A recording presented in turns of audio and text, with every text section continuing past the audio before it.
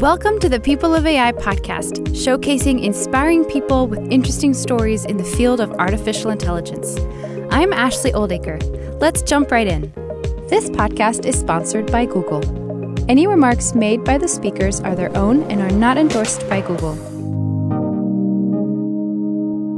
Hi everyone, Ashley here. Hi, I'm Gus here.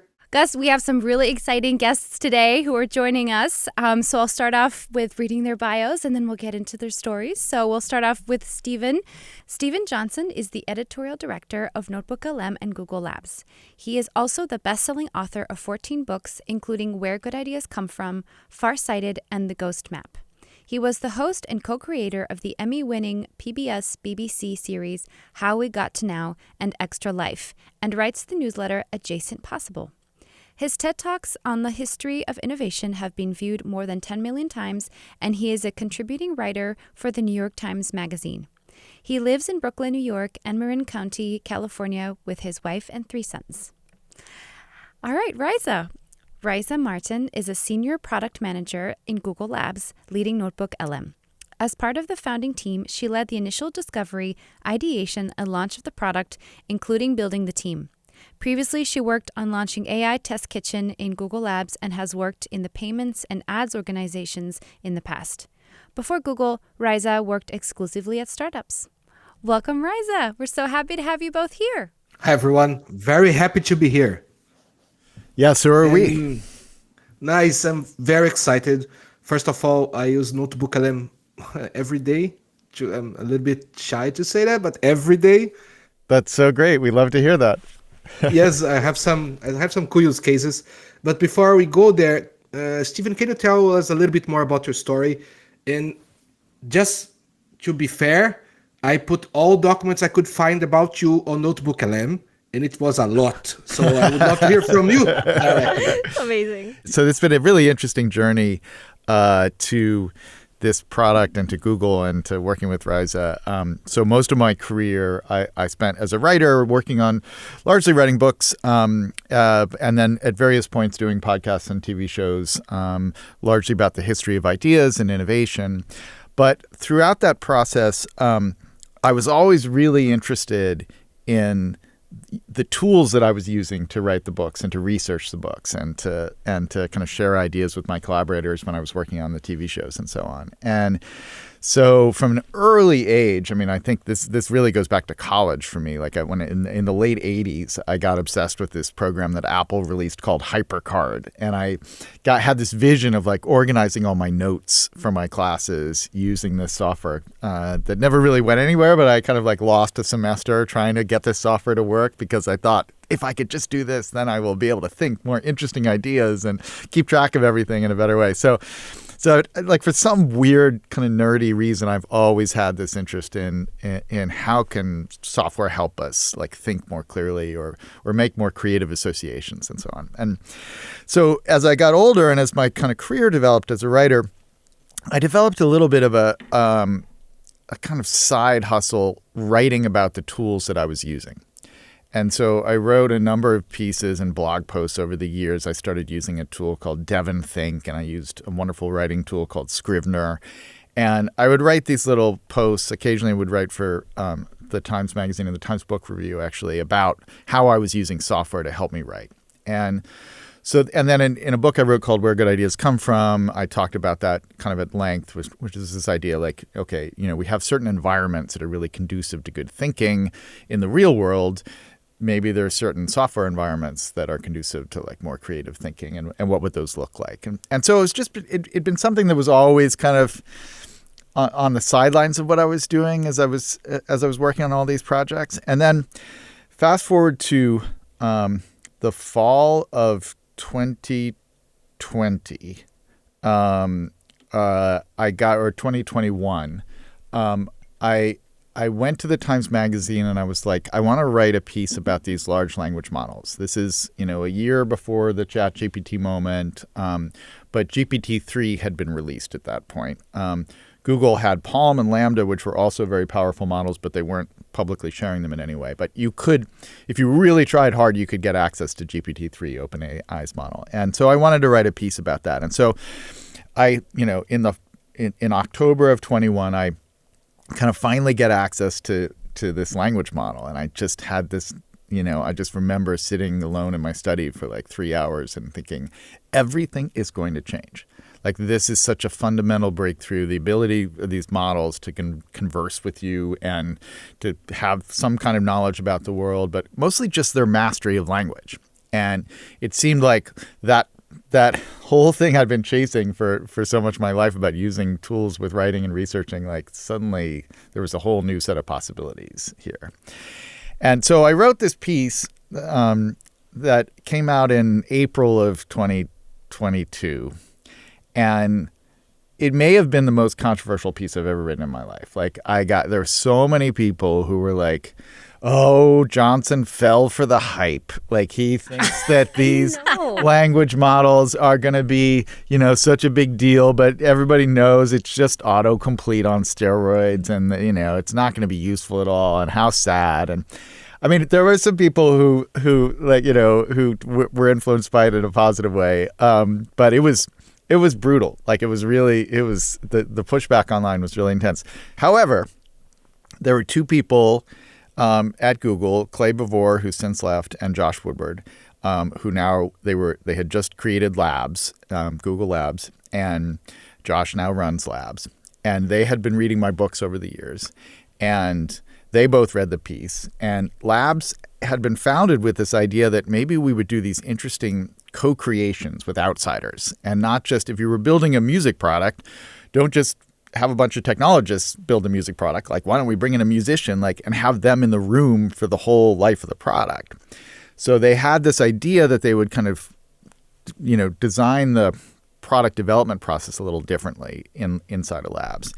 And so I think it was Josh came up with the idea of like, I wonder if we could get Steven Johnson to come, because he's obsessed with tools for thought, and maybe we could get him to come part-time, and we could use him to build some kind of language model based software tool for writing and thinking. And so Clay emailed me out of the blue, proposed this, and I said, that sounds like a really good idea. I would be interested in doing that. And I just actually I showed up at Google initially part-time in late July. I think it was July 25th, 2022. And I just saw Josh just shared the email he sent me on that day. And it's like, okay, we're gonna start this Tools for Thought project, and we're gonna pretend that it's a startup. And I'm gonna get you access to the best people and the best new, interesting, related research inside of Google. And we're just going to go for it. And that was the day that I met Raiza Martin. And wow. We were off to the races. That's so cool. It's always so cool hearing Steven's side of the story, especially because that article that he refers to that he wrote, this controversial piece, that was the same article that I read before I'd even met Steven that got me to join Labs. I had heard about, of course, I'd heard about AI, I'd heard about LLMs, and up until the point where I read the article, it was just sort of interesting, but I didn't think about diving deeply into it. But when I read it, I was like, okay, that's it. That's the next thing I'm doing. I'm probably going to do it for the next several decades. Why weren't you defending me on social media? I was about to say, where did you stand on this controversial? I thought it was not controversial. I read it and I thought, what a great guy. I love this. Yeah. Good for him writing this. So, oh, well, so we've had your wonderful story, and now Raiza, let's jump in and dive into your story. Yeah. Wow. It's so cool getting to talk about it. I'll tell you that I think even from a very young age, I've just always loved technology. And I think about some of my favorite memories just in life in general. And there's always something there about how technology was a part of my life. And one of my earliest memories is the very first computer that I owned, my dad and I actually built together. Oh, wow. And the reason we were building it, actually, is because computers were super expensive. We lived in the Philippines. They were super expensive to buy out of the box, just already built. And my dad had this idea. He was like, I bet it's not that hard. Just make your own, right? We just have to figure out the things that go in it, and we'll build it ourselves. And I was like, well, that makes a lot of sense. Let's do it. And so, How old were you? I was probably 12. Yeah, I was 12, maybe a little bit younger because I remember, yeah, I think I was younger. But it was one of those really formative memories where I was like, well, my dad, who is a doctor, just had this idea about doing something that I'm pretty sure he had no idea how to do, just went out and did it. And it was so formative for me because we succeeded. We built the computer, it worked, and it was magical for me. I got to play games on that thing. One of my favorite applications was Word, just like typing. And I was like, wow, this is better than paper. This is incredible. It's better than a typewriter. And it changed my life. And I think the next product that really did that for me was, I remember for my high school graduation, I was 16, and my parents were like, well, what do you want for your graduation? And I had saved up all of this money, and I wanted to buy this thing called the iPod. And I remember the feeling and the experience of opening it. And I don't know if folks recall, but they used to come in these giant boxes where the box was huge and the iPod was small. And I was so confused. I was like, why is the box so big? but I remember the feeling of like, I would open the box and I was like, this feels different. This feels cool. Right? Like when you would like open the white box, I was like, this is crazy to me that there is somebody out there that is just thinking about how to build these things. And I remember telling my dad, I looked at the back and it said, built in like Cupertino, like the one infinite loop. I told my dad, where is this? I want to work here. My dad was like, that's super far. That's like in the States. And I was like, okay, how do we go there? Because I want to do this. And it wasn't actually that much longer after that we moved to the United States. We came here, and I was like, okay, Dad, is it now? Can I do it now? He was like, oh, I think you probably have to study. But yeah, he's like, sure, it's now. So one of the first things I did is I actually wrote to Apple. And I wrote them I can't remember where I got this email, but I wrote to them and I was like, hey, been a big fan forever. Can I get a job? And somebody wrote back to me and said, yeah, sure. Like, you could totally get a job, but it's like, what's your background? Like, what are your skills? And I told them, I was young, I was just a kid. They were like, okay, so it sounds like you could probably work in one of our stores. So I went to this thing and I was like, no, this is not it. And I was like, I don't want to sell stuff. They were like, well, what is it that you're interested in doing? And I told them I really love technology. And they were like, okay, well, maybe you can repair computers. I was like, for sure, that's what I want to do. And so one of my earliest jobs was actually repairing computers in an Apple store. And, fast forward many years later, I went from that to startups to then Google. And it was at Google that I realized, I was like, wow, I really love this. I really love building fun, cool, useful things for people. And that's how I ended up in labs. Is I was like, this is an opportunity for me to build something totally new using totally new technology, and we'll probably discover like the actual utilities of this thing as we go. And I remember when I joined, Josh actually kind of similarly, we had this chat about like what the future of labs was, and Josh's mandate to me was like, build a business, build a new thing. And that was it. He didn't tell me what product to build. He didn't tell me how to build it. It was just the best blank check I've ever gotten in my life. Wow. And the AI test kitchen stuff there is important too. Oh, like, yes. You were Yes. involved in that because that was really the first point that Google was exposing any of the AI directly. That's right. So when I first joined Labs, I joined to launch AI Test Kitchen, which was the first AI experience that Google had launched. And it was such a different time back then that I've almost forgotten about it. But this was only 2 years ago. Yeah. Right? Yeah. And I remember, aside from build a business, he was like, and launch this. So, yeah. Wow. Yeah, we were Wow. doing both.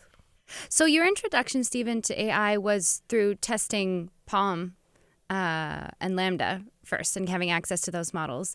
Where was you were brought in to build AI Test Kitchen, but what was your entry into AI? Did you have an entry into AI before that? Oh, my goodness. So before AI, I actually worked in payments. And before payments, I worked in ads. And before ads, startups. But I had no AI background whatsoever. It was just literally Stephen's article that I used as a map of sorts. I was like, okay, this is what he said the thing is. Now I'm going to go Google and learn as much as I can about this before I even start in the role. And So he was your introduction. he was 100%. What a terrible guy. Ridiculous, starry-eyed optimist. It's really funny because people are like, wow, you really knew like AI was gonna blow up before. And I was like, no, like don't give me that much credit. He knew it. He knew it. And then I was like, yes, I agree. Let's go. And what's funny about this is then I joined labs and I got access to all of the models and I got to experience firsthand what Stephen was talking about. And I had this sort of thought in my head of like, the same thing. It's going to change the world, but how does Google bring it to the world? Yeah. What is our sort of first entry here? I think there's a really important thing that happened for both of us right around that point where there was basically a classic like 20% time project for Google that had started, I think, in June of 2022, so a month or two before Raiza and I met and I arrived. And it was really kind of put together by these two people, really. It was Dale and Adam. And Adam Bignell then subsequently became a kind of founding engineer for what became NotebookLM. But it was this terribly named project, but it was very visionary. It was named Talk to a Small Corpus. and by corpus, it was not talk to a small corpse. It was talk to a small corpus. And by corpus, it meant talk to a small body of text. And the idea, which really, in a way, is like the seedling of everything that NotebookLM became, was that what if instead of having a conversation with a general purpose language model, the way people were doing with ChatGPT, the way people were doing at Palm and Lambda inside of Google, what if you actually gave that model some set of documents and said, please answer the questions I ask you based on these documents, or use these documents as the ground truth for your answers. And there was interest in that because it seemed, one, that would reduce hallucinations. Two, it would allow you to personalize the experience, right? You could give it the information you were working on, or your book that you were writing, or your research notes, or all the things that I was interested in. And so they had begun doing this. It was very hard to do it, in part because the context window of the model was so small, so you couldn't really put that much information in there. But Adam had built up this early prototype of it just in Colab. And what's part of this story, we can get into this, is both Adam and Dale were also writers on the side. They both were kind of novelists, actually fiction writers. And so there was from the very beginning this kind of interesting humanities, like literary side to the team that was going to ultimately assemble NotebookLM. And I saw this, and Raiza and I both saw this, and we were like, oh, this is interesting, this is cool. And so Adam and I got together and we put a little bit of my book Wonderland, which had come out I don't know why we even chose Wonderland, it was kind of random, but we put some passages from that book into this collab. And at some point, in like the middle of August of 2022, I remember asking questions of an AI, and it would answer and say, the answer is this, and here are the passages from the book that are relevant to that answer. And I was like, okay, no computer in the world could do this, 6 months ago, and now they can. And that could be, it looked hideous if you had to actually imagine it as a consumer product. It was very hard to, but there was a hint of something that was really powerful, and that's kind of the seeds of what then became NotebookLM. Okay, so let's jump into NotebookLM, and I'll transition over to Gus. Hi. Before we go there, I learned a term called adjacent possible, which is your newsletter name, and there's a concept behind it, and I love the idea. It was, when you learn something, I understand that. It's something that I've seen happen. And can you explain that to us a little bit? Yeah, it's Raiza and I kind of talk about it because we feel like it's shaping a lot of the way that we're thinking about where we are right now with the product, and in a way where we were 2 years ago too. So it's a term. The phrase actually comes from the wonderful scientist Stuart Kauffman. I kind of popularized it, but Stuart came up with it originally, and it's basically a term that describes both kind of biological evolution and cultural evolution or technological evolution, which is basically like at a given point in a system that is changing over time. When somebody, say, invents a new foundational technology, it opens up all these doors of possibility that kind of weren't possible before.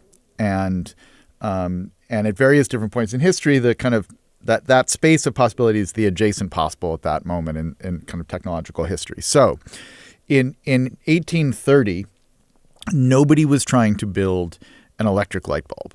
There was just like nobody was trying to do it because it was just not within the adjacent possible at that kind of moment. We barely understood electricity. There was kind of like there just the fundamental building blocks of that idea were not available. Fast forward to 1870, 1880, and there are dozens of people, maybe even 100 people around the world trying to invent an electric light bulb. Like Edison kind of becomes the most famous, but there are lots of other people because some underlying technological and scientific ideas had kind of made it thinkable for the first time. And so what that means is at various different points in history, as technology changes, as culture changes, as science changes, the adjacent possible kind of expands and contracts at different points. And I think what Raiza and I both kind of felt thinking about AI leading up to, starting to work on NotebookLM was that, the possibility space just got really wide all of a sudden. And there were all these things you could do. And I think where we feel now with NotebookLM and literally I think the hardest thing about our job now and the point of the most kind of, there's very little contention on the team and the extended team, but where the most, hard-fought debates are happening is just that there are so many things to build on this platform now. And there's so many different ways to push it, and it's still a relatively small team, and so we just are trying to like, okay, what do we prioritize because there's so many things we want to build, and so the adjacent possible is extremely wide right now in NotebookLM land, which is it's, as I say, it's a good problem to have, but it is a problem nonetheless. Yeah, I think it's such a crazy journey, I think, over the last 2 years, where I think at the beginning we had to really imagine that it could work. Whereas we are now in a place where it does. And I think, maybe the first 6 months and while certainly the product did work and there was different use cases for it, I would say that we had to believe in the fact that it was going to get better and that the adjacent possible was going to get wider, as Stephen was describing. And I think what we've seen even from the very beginning is that NotebookLM really started to enable personalized generation for all kinds of people. From some of our earliest users, which were learners, right? Being able to upload complex or difficult text and say, hey, explain this concept to me, but in a much simpler way. This was not possible before AI, but what it really sort of kind of landed with me was the idea that somebody could look at something and say, I don't get it, make it much more digestible for me in a way that I understand. And I think we've gone down this path, over the last 2 years, and we've gotten a better and better sense of what does it mean to transform the world around you such that it works better for you. It makes you smarter. It makes you happier. It encourages your delight in the world more. And it's crazy to sort of now look at this 2-year history of just sprinting towards this and saying, wow, right? Like as we introduce new modalities, as we introduce new sort of user experience paradigms, it's really unlocking it for different types of people. And it's just, I think, for me, the most exciting time I've ever had in my career. Yeah, that's a really good point, Raiza. It reminds me of one thing that it's important to say here is, as Raiza says, like when we were building it in the early days, the underlying model wasn't just ready for what we were trying to do yet. Right. And we weren't ready for what we were trying to do. The UI was really janky and there were all these things. The UI is still kind of janky. We're still working on it. We're cleaning it up. We have a list of things we want to make better, but it's gotten so much better. But there were definitely points where we were like, okay, we're going to build this with this vision because we're going to trust that the model is going to get better. Yeah. And so when we really a huge threshold point for us was the transition to Gemini, particularly Gemini 1.5, which has the longer context, multimodal, multilingual, all these things. And that's when I think it really started to sing as a product, which was, actually 3 months before audio overviews, where it really went viral. But like starting in May or June, we were like, okay, we have something here. This actually works. And so part of what is expanding our possibility space is all the stuff this underlying model can do. So like citations, which are like a huge feature for us, Gemini does that kind of natively. We built a user interface around citations. But when you ask a question, just so people know, when you ask a question in NotebookLM, it will answer based on your sources, but it will also give you these inline citations to the original passages from your sources so that you can always fact check. And two, you can jump directly back to the original passage and read the original passage. And that is partially the way we design the software, but it's also the underlying model of Gemini lets you do that kind of citational analysis. And so to some extent, a lot of what we've been doing is like, the Gemini team gives us this the latest model, and then we're like, okay, what can we do with this? And every time we get a new version, it's like Christmas morning. We're like, oh my gosh, all these new features that we can explore and push in new ways. So we've been riding that as well as doing stuff on our own. I do think it's kind of like there is a period where you're just crazy. Like when you're building a product, you're literally just crazy. You're trying to build something that is not possible, but you try to make as much progress as you can.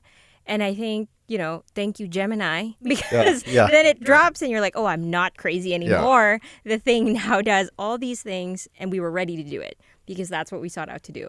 And so I think I like to look at that and imagine, well, what if Gemini, hadn't dropped? I would still just be crazy. Yeah, we would just for the next 2 years, they'd just be like, what is that product manager doing over there? Can you both just tell this, what is NotebookLM on your own words? Because I have a lot of questions. I'm going to answer it the way I hear Steven actually describe it. I have a slightly different way. But NotebookLM is a tool that helps you understand things. And I always love when he says this because it goes back to that personalized generation nugget, which is I encounter so many things on a daily basis that I sort of have to fiddle around with until it is in the right shape where I totally grok it. And NotebookLM quite recently has had an explosion of exposure and new users because of a recent feature we launched, which is audio overviews, where you can upload documents, PDFs, slides, and you can generate an audio that gives you a summary of all of it.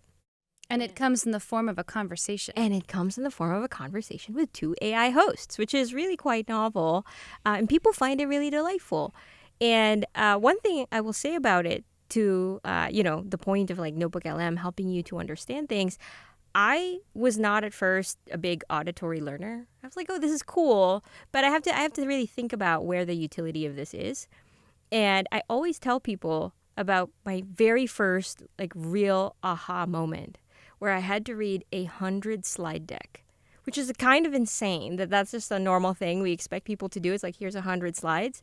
I uploaded it and it produced this audio that I was able to listen to on my drive home. And I was like, wow, we've done it. We've done it, right? Where it's like we have crossed the threshold from crazy to cool. Yeah. And that was 100% cool and very productive. Yeah, that's a great way to put it. We had similar reactions originally. So one thing that should be said is audio overviews is a great confirmation of the Google Labs model. I think the early 20% time experiment, maybe arguably bringing me in as an outsider, but there's this idea that there are just a lot of experiments happening inside of labs. And there was another team that was working on this kind of standalone thing that was basically, take your documents and turn them into an audio conversation. And we'd heard it, and at some point along the line, there was a sense of could this maybe live inside of NotebookLM? And we had just launched what we call the notebook guides. And they are kind of, in a sense, a text version of audio overviews where you upload your documents and then you can, with one click, create a briefing doc or an FAQ or a table of contents. A study guide, yeah. And this, by the way, this dates back to one of Raiza's earliest ideas, which is what if I want to just create something with one click based on these documents to help me understand it? And I think as a writer, I was always like, no, I don't need that. I want to write it out. And she's like, no, but I want to click something. And it was 100% right. And so we built these notebook guides. And so when the initial idea of audio overviews coming into NotebookLM was posed, just like Raiza, I am absolutely a word and text person. I actually don't really like to listen to information. It's too slow for me, and I don't remember it as well and stuff like that. So I had a kind of a similar reaction, and then I thought, oh, it's the version of notebook guides, but for audio learners, auditory learners, or people who want to listen on the go and all that kind of stuff. And then I was just like, that's a great idea, and I'm just going to get out of its way. You guys build it. I think it's fantastic. And it ended up being fantastic. And what it does, and this is a general property of NotebookLM and Gemini, but it does it in a particularly vivid way, is the prompt behind it basically encourages the host, the AI host, to find the most interesting elements from your sources and describe them in an interesting, compelling way with useful metaphors and things like that. And so it's like a kind of like search query for interestingness now. You're not searching for like a keyword phrase. You're searching for like, find me the most interesting things. And the briefing doc, if you want a text version of that, that's kind of what the briefing doc notebook guide does as well. And that just, again, like so many things, that was something you could not do with a computer until very, very recently. Like you couldn't search for interestingness or have the computer conjure up, make it more interesting in some ways. And that is, that's a huge part of like understanding things, is to like find the things that are memorable or interesting about them and dive into them.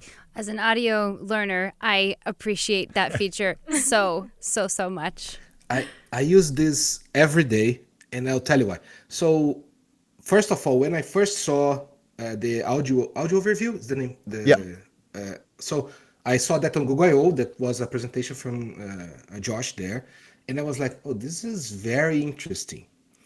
And then after a while, I was with my daughter here doing summertime, and said, I have to find stuff to do with her, more than just going out to museums. I want to have like a routine of something. And then I told her, hey, how about we read the Wikipedia page for every country in the world?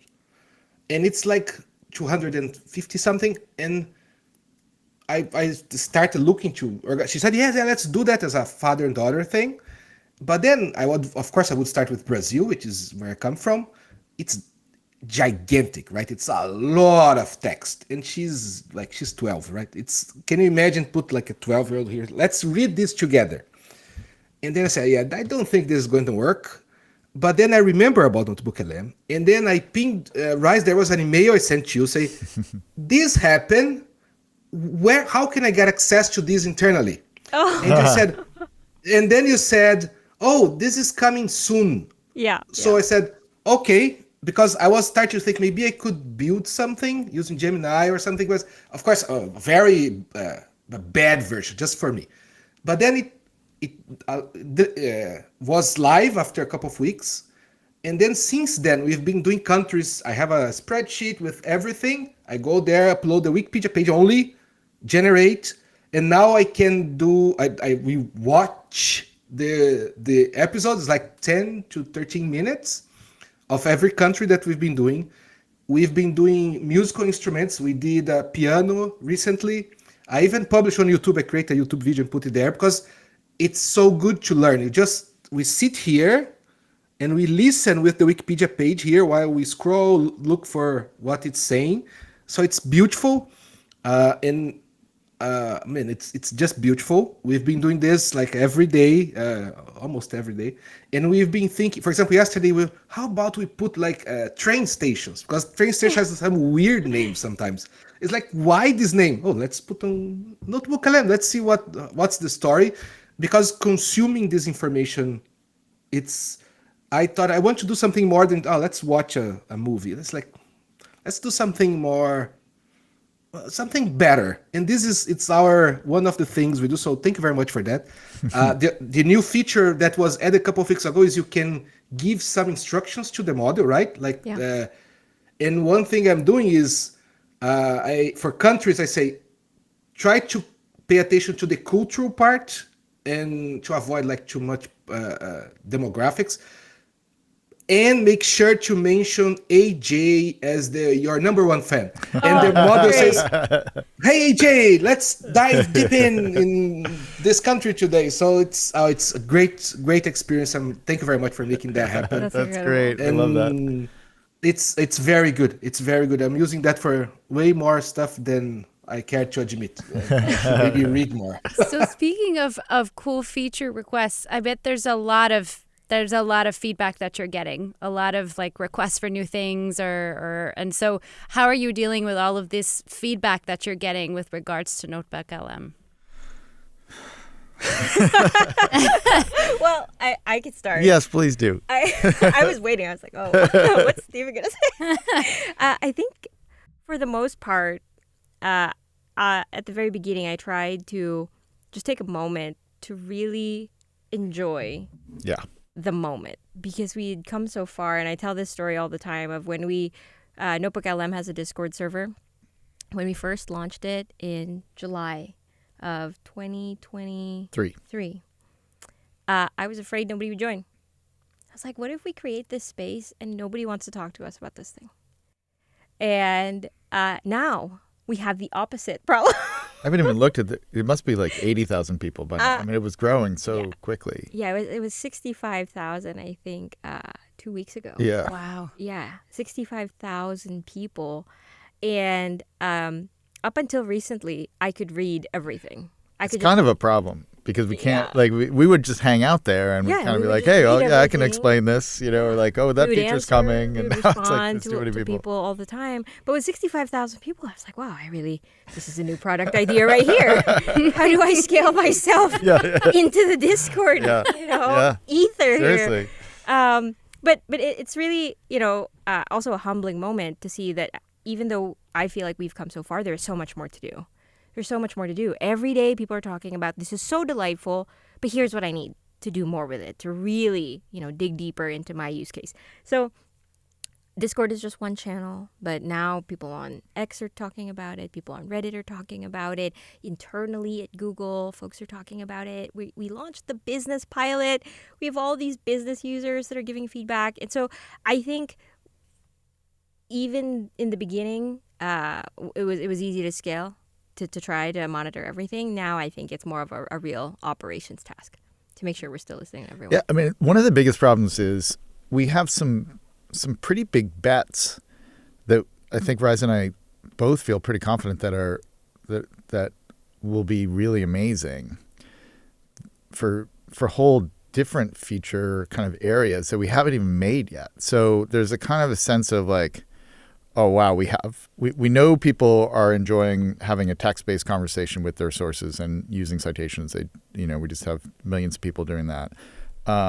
We know audio overviews are a huge hit, and we know we have to expand on the options there and different things you can do in different formats. It's clear, like, the direction there.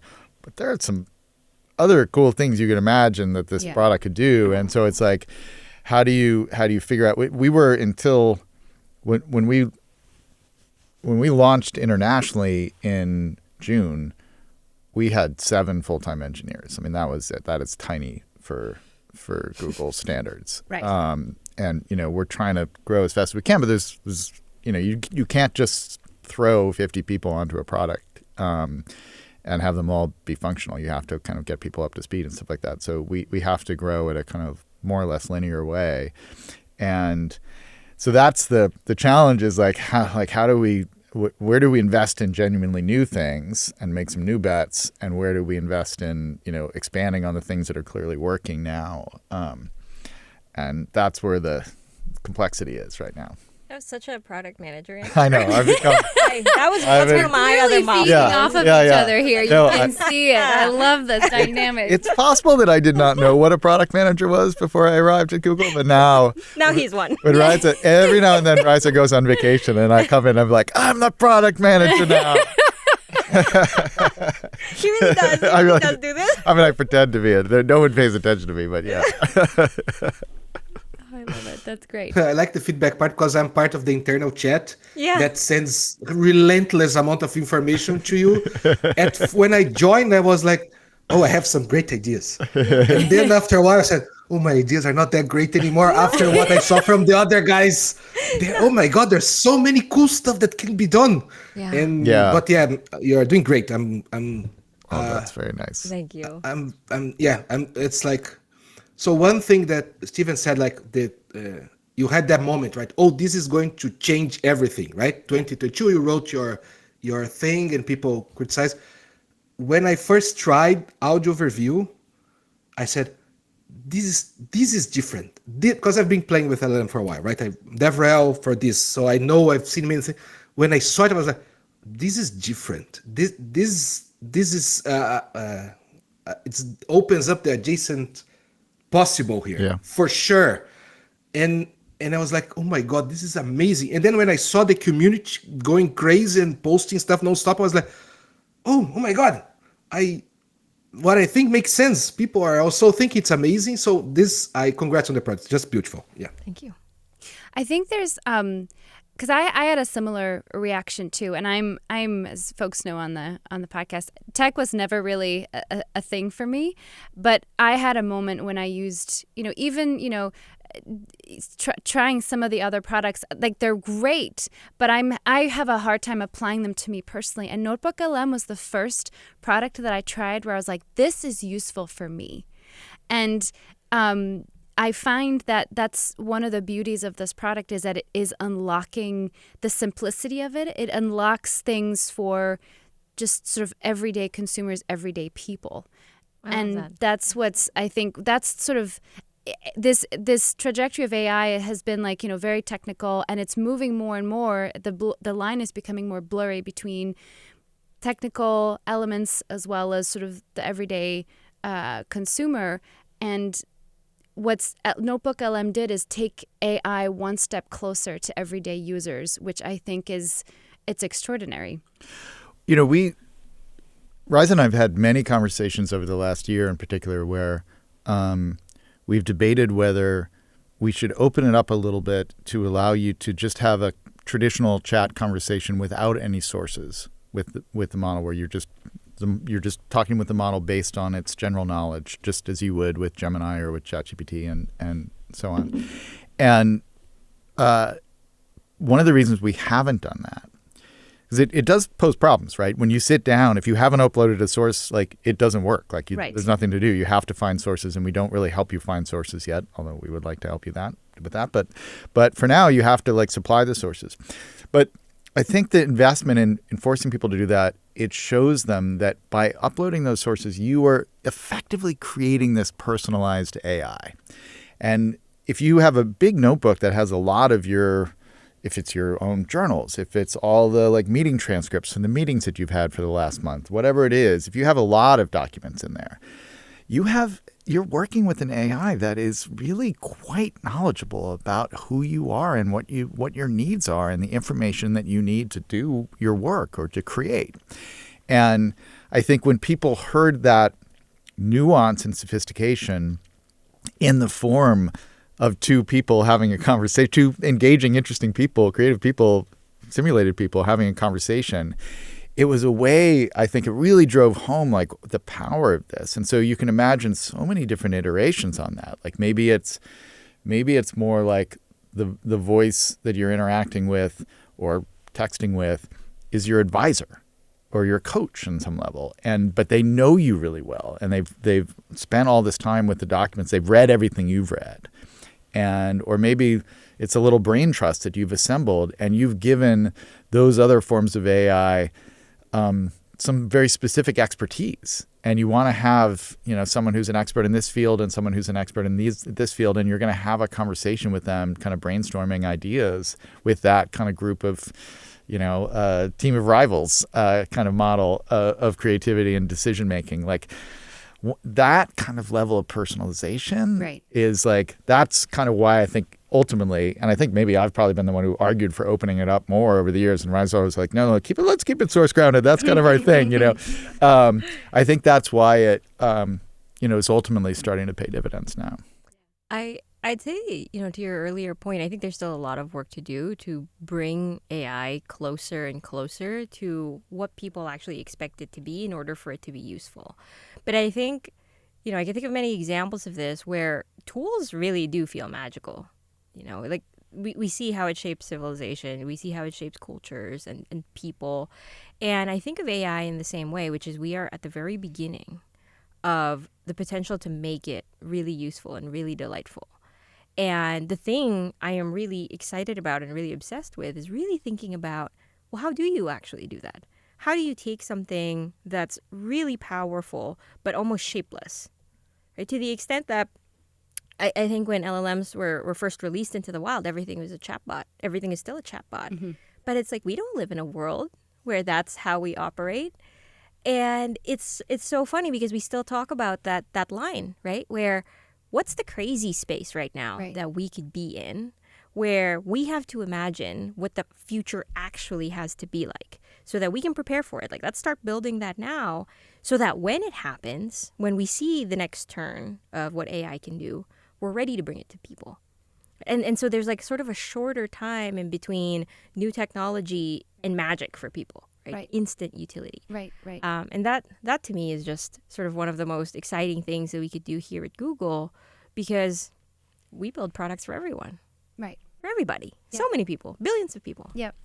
Somebody said at some point, I can't remember, it's one of the interviews that I did at some point, but there was somebody who kind of said that this product feels like it's at the intersection of newly possible magic and actual utility. And I was like, I'm going to put that on my tombstone. Like that's what we're like trying to do. Yeah, but I think that's the lab's philosophy. It's like let's be right at the cutting edge with the newly possible magic and figure out the delight in it, but also always have an eye on actual utility. Right.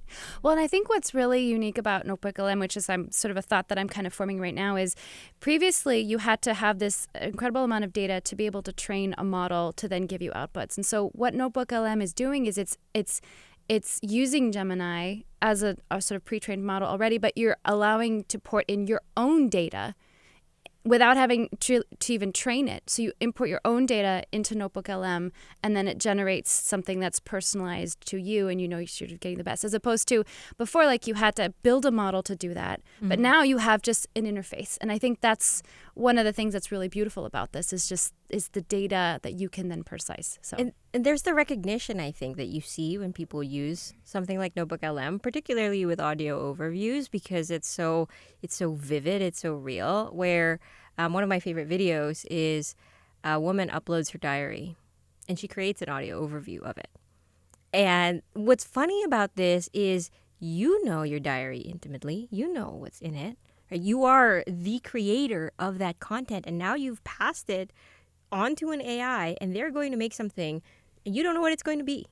So there is this element of surprise and transformation, but you're touching the magic of this is my stuff. And when you play that, I think when you click play and you hear that for the first time, your content, your stuff, I think that hits just so much harder because it's not just like a random thing that I Googled it, I got the result, right, or something like that. It's something that is deeply personal to me that I am familiar with, that I created, and now here is this new form, this new interpretation of it. And I think that's why it has resonated with so many people. It's just that connection of, wow, this thing is actually meaningful, and it's mine.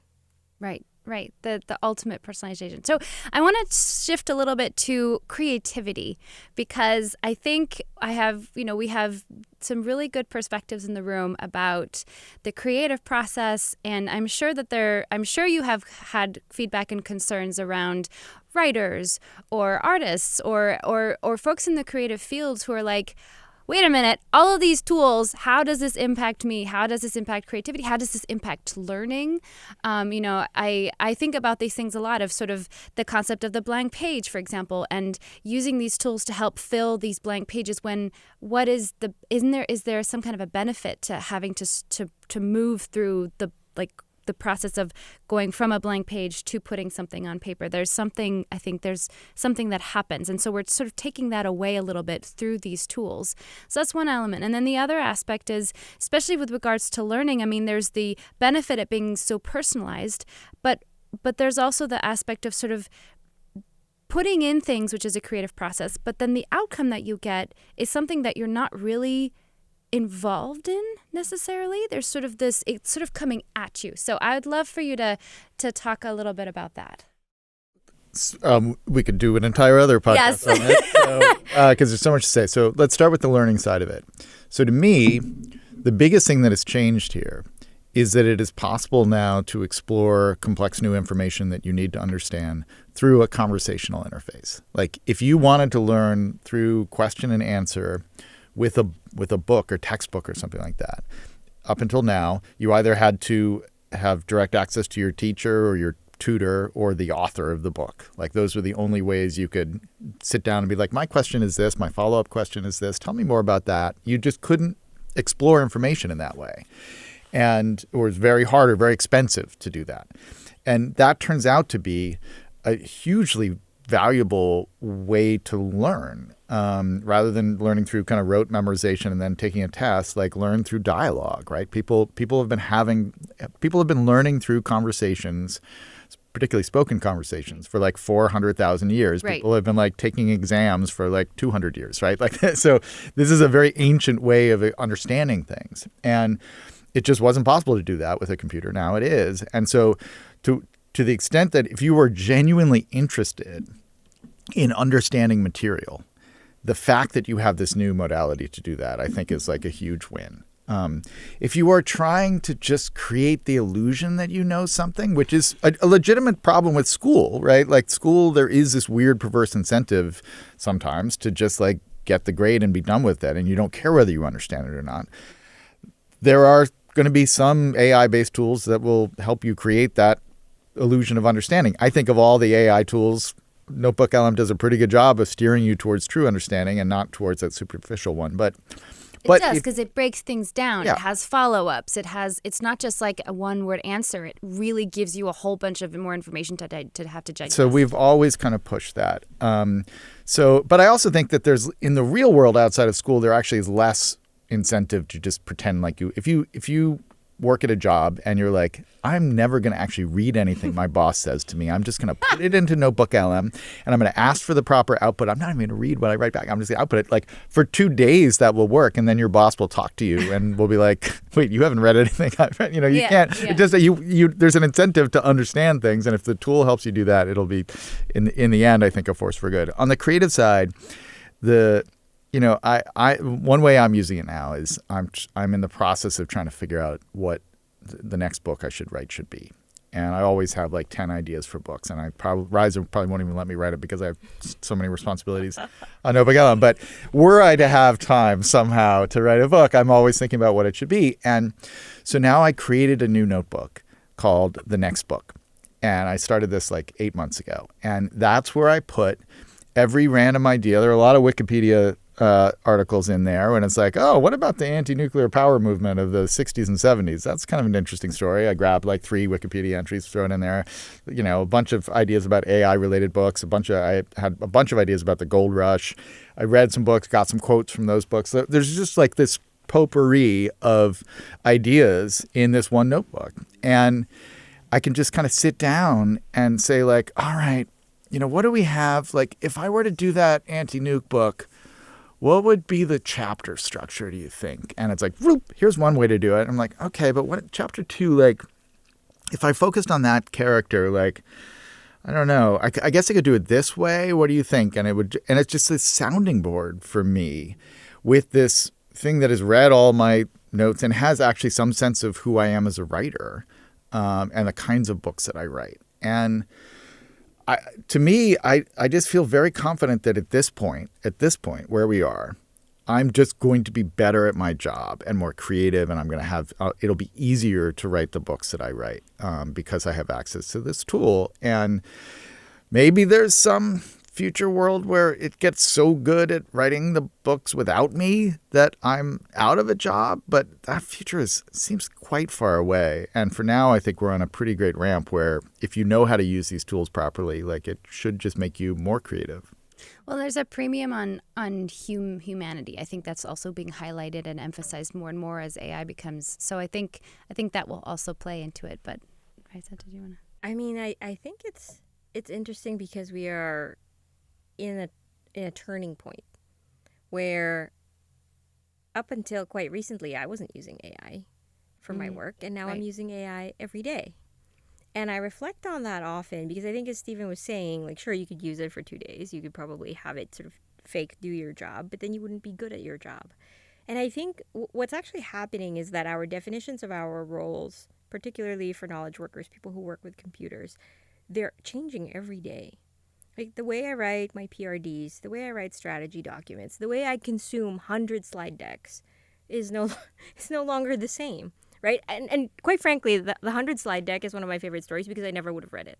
Right. It's like I had to Yeah. read it, but no, I definitely was not going to. Yeah. But I did. I didn't read it, but I listened to it. I spent so long making that slide deck, right?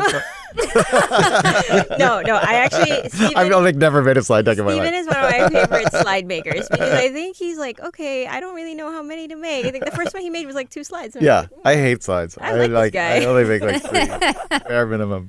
But yeah, I think like the world is changing. I think ultimately we want to build things that support the human journey, that support human goals, that help you, I think I said it earlier, that help you be smarter, help you be happier, help you find more delight in the world around you.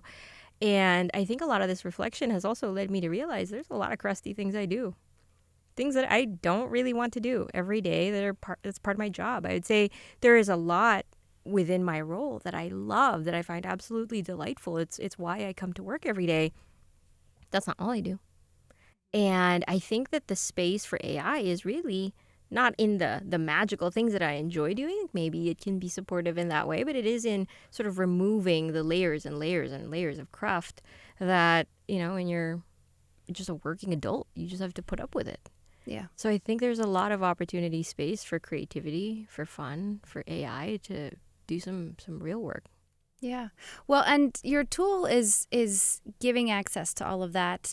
And so it also helps redefine, which is a question that Gus and I are asking this season, is what does it mean to be a person of AI nowadays? Because historically it was almost reserved to researchers and the folks that are really building the technology. But now, I mean, anybody who's using the tool, does that make them a person of AI? So let's sort of, as we close out, we'd love your thoughts on this. Yeah, I think I certainly find this, even though, Raiza and I are probably the most experienced NotebookLM users on the planet, maybe. Maybe that's not true anymore. I don't think so. Maybe it's Gus. Maybe it's Gus. I think it's Gus. I disagree. It's you.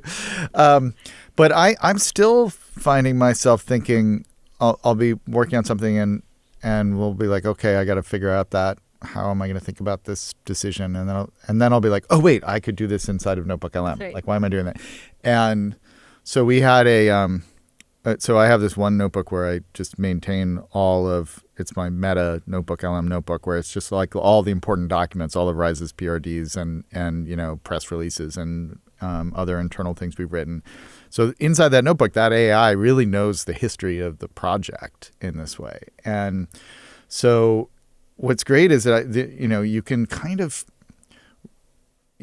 talk in shorthand with the AI in there, right? So you're not like sitting down at a chatbot and be like, I am working on a product that is blah, blah, blah, and help me think through these things. You can just kind of say, so we were putting out this new marketing site and we were trying to figure out some language for it. And I was like, give me 10 slogans for the new marketing site that's coming out. And that's all I said. And it just knew what we were working on and knew the most recent documents. And then it came up with 10, and one of them was like, think smarter, not harder. And we were just like, that's actually pretty good. we used it. It's like they had, NotebookLM wrote its own tagline, tagline. And so that, but it hadn't, it hadn't naturally occurred to me to do that. I had to kind of have the thought of like, oh, I should try this inside of my notebook. And that I think is, I think a person of AI is someone who's increasingly starts to think like, when I have a complicated issue to think through or an important decision to make or a creative leap that I'm seeking out, like I'm probably going to default to doing it in partnership with AI in some way. Probably if the NotebookLM model proves to be a foundational one, probably an AI that has been in a sense curated by me and is uniquely mine, and not as just kind of an off-the-shelf one, but still that sense of like, oh, this is a hard problem to think through. I have a partner here who can help me think through it, and that's the way I would define it. I think for me, I was thinking about your initial question around, is it a person who's using AI? Is it a person who's building AI? Like, what is a person of AI? And I tend to think that it's a person that is interacting with AI in whatever context. And maybe today, There's a lot of us sort of early adopters, early builders, people that have sort of gotten their hands on it first. But I think that will change really quickly, because I think, as we were talking about, the people who are right now building and thinking and having these ideas about how to bring AI to everybody else, we're just going to get better at that. And so AI will permeate all the different products that we use every day. And so I think we're all going to become people of AI, just like using a phone is not a big deal. Right. Like having an iPhone, having an app is not a big deal. But remember the first time you could use an app, or for me, it was really Maps on my phone, was just a game changer. Yeah. I never had to learn how to use a paper map, which is just insane to me. It's just crazy, right? Like, it was MapQuest maybe, but I don't know how to read a paper map. And I think it will be the same for AI, right? Like, there will be kids that will grow up and they won't know what prompting is. They will look at like the history of AI and they'll be like, wow, this is goofy. People had to say things like, you are an expert speech writer. and I think that is so exciting for me to imagine that today we are talking about what is a person of AI, but soon it'll just be all of us. It will just be regular life, right? Like we don't talk about like who is a people of a smartphone. Right. Yeah, but today we're here. This was a great conversation. It was one of the best one we had here. I'm very excited. I learned a lot. I was expecting a good conversation. It was way better than what I expected. Thank you very much. Yeah, this was an amazing conversation. Thank you for coming. We got all of our responses from NotebookLM. Yeah.